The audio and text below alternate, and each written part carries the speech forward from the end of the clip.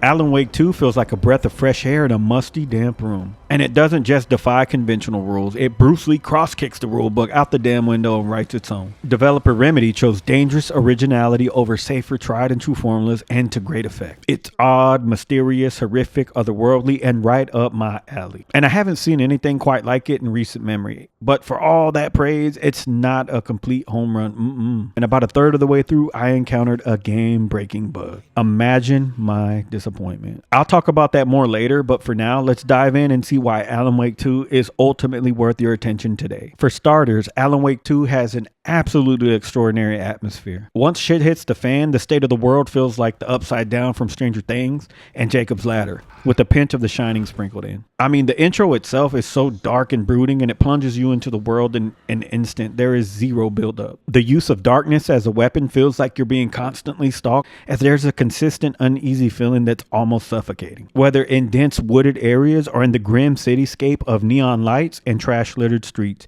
you feel a sense of dread and discomfort with how intentional the lighting is. There's a subway portion of the game alone that was so grimy. When I finished it, I promptly took out the trash that had been sitting for half a day, and I washed my hands twice afterwards. I felt so damn dirty. One of the big factors is the sound design, and it is excellent and deserves praise, as every aspect is elevated by the quality and nuance heard when playing and adds so much to the immersion. From music ramping up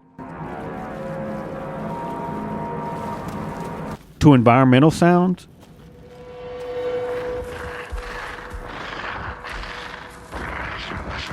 it's pretty incredible. They seem to keep the surprises coming, as there was even a moment where I was walking in the rain and I could feel individual raindrops hitting the paddle or grip areas of the DualSense like all over. It really felt like the controller was getting sprinkled on, and it just blew my mind. I wasn't ready. The game has so many different angles to hit you from. It's really, really a cool experience. The story is bananas, and while I can't go too much into it to avoid spoilers, it's definitely one of the strengths of the game, no doubt. You'll investigate murderous cults as FBI agent Saga Anderson and write your way out of the frying pan and into the fire as author Alan Wake. They each have their own past to carve out before colliding and becoming intertwined with one another as the plot becomes more hellish and untamed.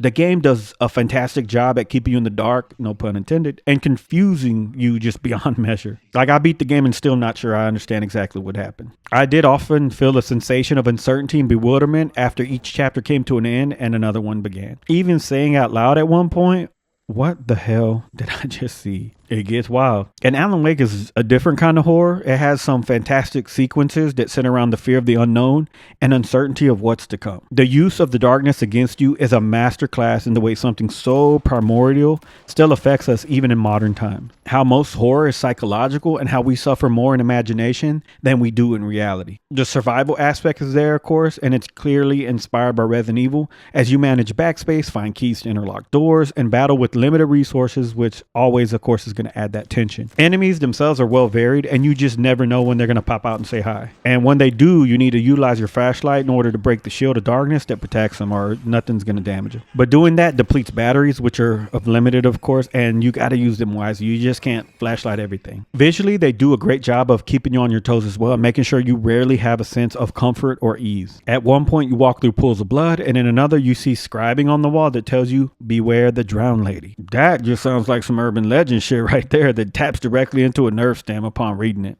There's also an amusement park that's run down and easily one of the creepiest areas in a damn game I've played in a while. Overall, the game's creepier than it is outright scary, but there are so many layers that it pretty much hits every note on the scale. There are some unique mechanics in Alan Wake 2 that really make it different.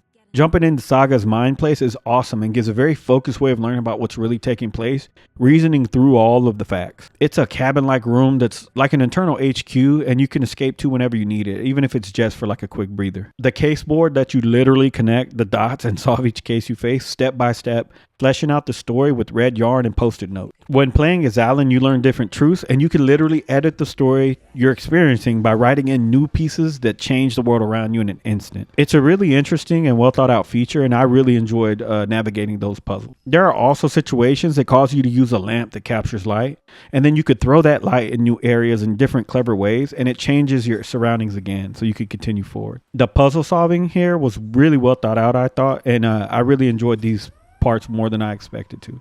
The game itself does look fantastic, and it has a photorealism that really pushes graphical fidelity. It ran fairly well in performance mode with a decently smooth frame rate, only bogging down on a couple of occasions. But here's where things go off the rails in my experience with the game. The problem I had was a major bug, and it was a game-breaking one, and it left me unable to progress in the story. So I needed to collect a list of items, and one of the items I had to crawl in a crawl space, and it became blocked. And I tried reloading the game and trying a different save, and it just did not matter. Even if I collected them in a different order, the same thing would happen with block. And I can deal with like the occasional bug, I get it, but a game that took this many years to come out shouldn't launch in a state that has something that just makes it where you can't play the game anymore. They since patched the game up, of course, and it maybe like 2 or 3 days after it was fixed. But man, did that really sour my experience. I think it's unfortunate something like this can diminish such a unique and interesting time, permanently marring my view. So here's the deal for Alan Wake 2, in my opinion. It's a game that takes chances and goes out on a limb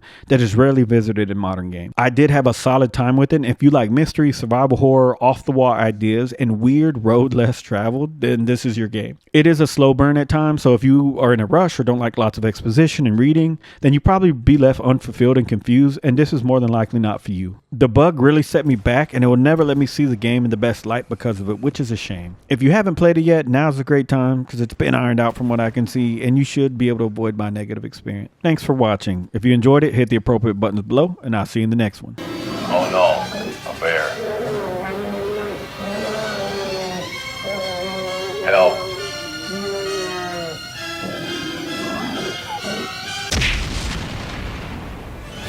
Did somebody call for a tour guide?